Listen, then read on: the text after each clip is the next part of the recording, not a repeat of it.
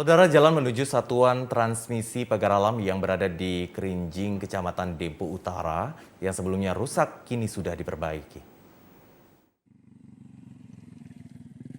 Selama ini, jalan menuju Satuan Transmisi Pagar Alam sudah mulai rusak, sehingga kendaraan yang masuk mengalami kesulitan.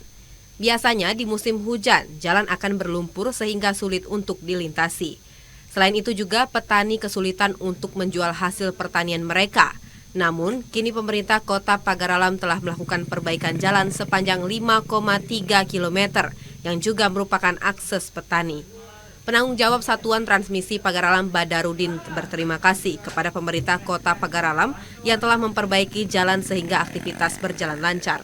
Terima kasih kepada pemerintah kota dan pemerintah provinsi yang mana jalan ini sudah meliput dari pangkal Simpang Rile kita TPRI Satuan Pagar Alam sampai ke Kibok itu sudah mencapai 4 kilo. Nah sekarang alhamdulillah jalan sudah bagus. Kondisi selama ini sudah jalan tuh hancur. Jadi ada masuk air di jalan, debu-debu, sehingga kasihan pada kendaraan-kendaraan beroda 4 atau beroda 2.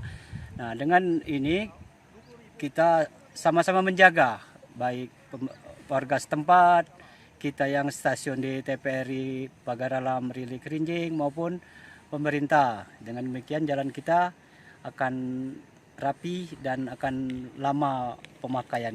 Kepala Dinas PUPR Yudianto mengatakan, di tahun ini pihaknya telah melakukan perbaikan di kawasan Kerinjing dan Kibuk sejauh 5,3 km. Daerah tersebut merupakan kawasan pertanian masyarakat dan jalan transmisi TVRI sejauh 500 meter. Pada tahun 2022 ini, kita membangun jalan Kerinjing Kibuk sepanjang 5,3 km.